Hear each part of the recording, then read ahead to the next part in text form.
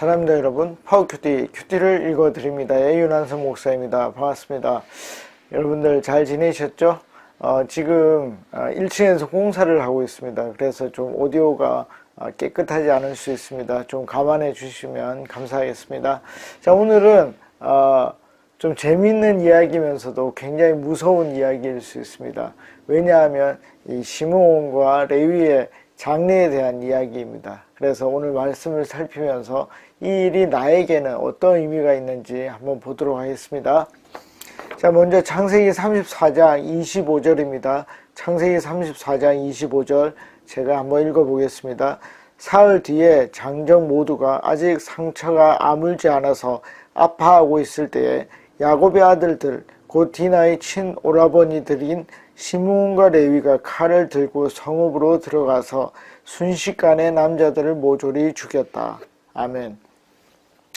자, 이게 어떻게 된 일이냐면 이 일은 세겜이라는 사람이 있습니다. 이 세겜이라는 사람이 여기에 나와 있는 디나, 이 디나는 야곱의 딸이고 이 야곱의 부인 중에 레아가 있었습니다. 첫 번째 부인.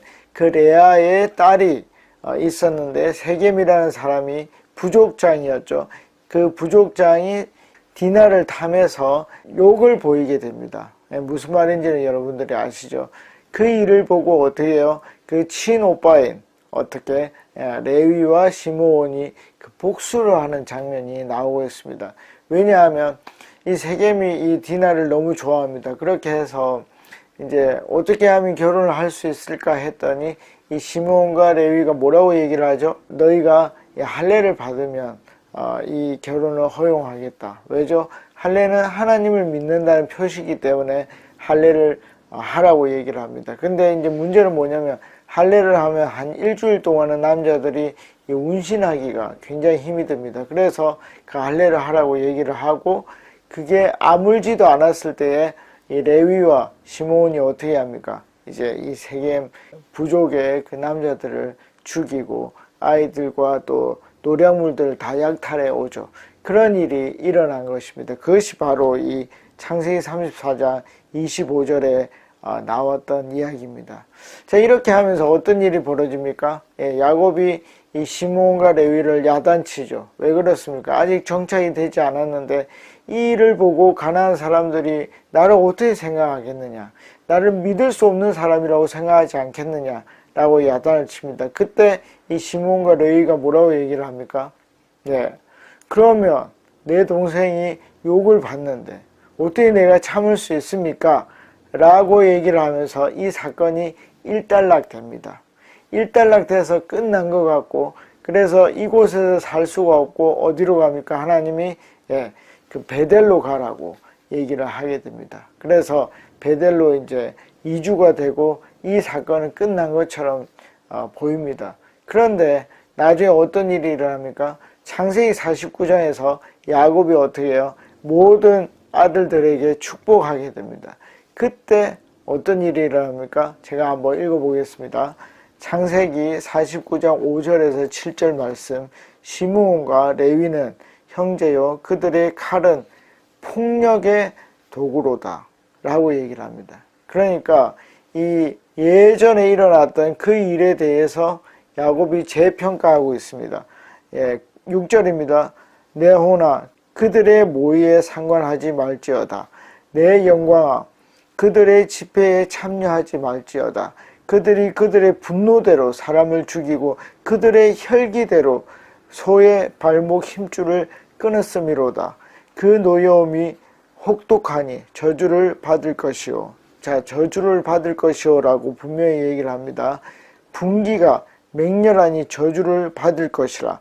내가 그들을 야곱 중에서 나누며 이스라엘 중에서 흩으리로다 라고 얘기를 합니다. 그러니까 이 나중에 이제 시므온과 레위가 이제 흩어짐을 당하죠.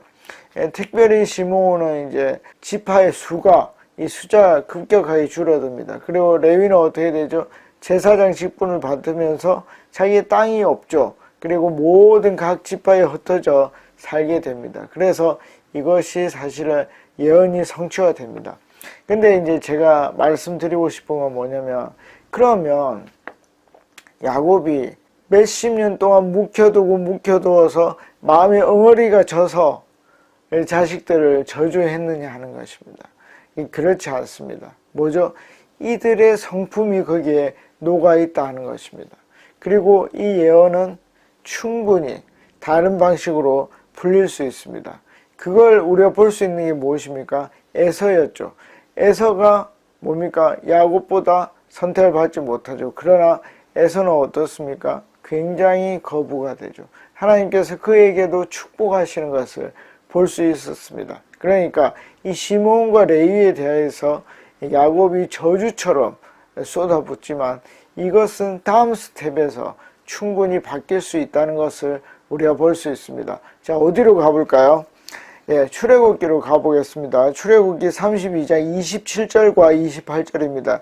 여기에 보면 이제 모세가 뭐라죠? 시내산에서 이제 십계명을 받아 내려옵니다. 근데 그 밑에서는 어떤 일이 일어나죠? 소우상을 만들어서 그들이 나쁜 짓을, 우상숭배를 하고 있습니다. 제가 한번 읽어보겠습니다. 모세가 그들에게 이르되 이스라엘의 하나님 여호와께서 이렇게 말씀하시기를 너희는 각각 허리에 칼을 차고 진 이문과 저문까지 왕래하며 각 사람이 그 형제를, 각 사람이 자기의 친구를, 각 사람이 자기의 이웃을 죽이라 하셨느니라. 레위 자손이 모세의 말대로 행하며 이날의 백성 중에 3,000명 가량이 죽임을 당하니라. 아멘. 이게 뭡니까? 이제 우상숭배를 하고 그거의 대가를 하나님께서 묻습니다. 그때에 어떻게 하죠? 무서운 얘기지만 친구를 죽이고 형제를 죽이고 이웃을 죽인 사람이 뭡니까? 레위다 하는 것입니다.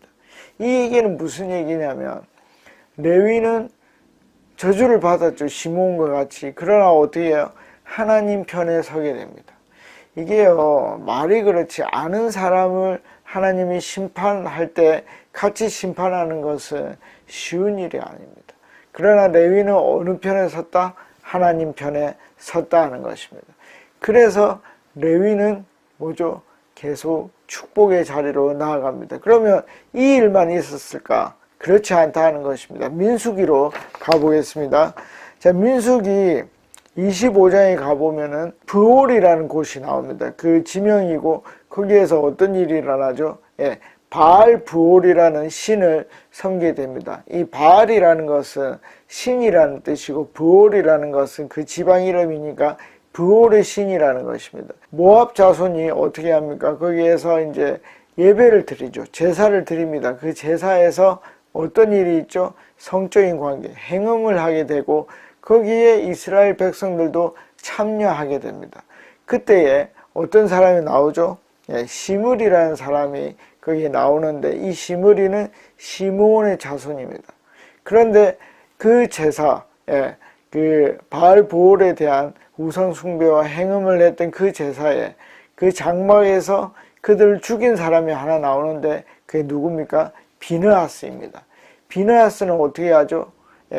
그 우상 숭배의 제사를 파괴하고 하나님께 돌아오게 합니다. 그 비느하스는 누구? 레위 자손, 엘르아살의 자손이었습니다. 그러니까 어떻게 됩니까? 계속 사실은 레위가 고라의 그 사건 때도 하나님 편에 서게 되죠. 그러니까 역사 속에서 계속 뭐죠? 하나님 편, 하나님 편, 하나님 편에 서게 됩니다. 그래서 레위는 뭐죠? 그의 성품 때문에 막 화를 내는 성품 때문에 저주를 받은 것 같았지만 그것이 다시 복으로 바뀌는 것을 보았고 시므온은 그냥 흩어져 버리는 그런 일이 일어납니다. 자, 오늘 하나님께서 저에게 하신 말씀이 뭐냐면 한서가 너는 순간순간마다 어디에 설 것이냐 라고 물어보셨습니다. 그래서 제가 답했습니다. 하나님, 저는 순간순간마다 어려울지라도 하나님 편에 서겠습니다 라고 얘기를 했습니다.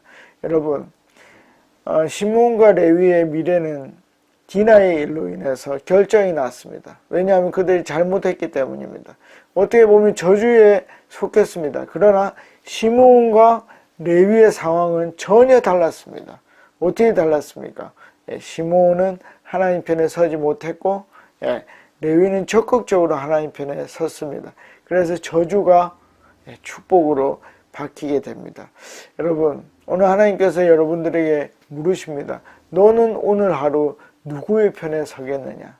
하나님 편에 설 수 있는 저와 여러분들이 되시기를 간절히 바랍니다. 다음에 뵙겠습니다. 안녕히 계십시오.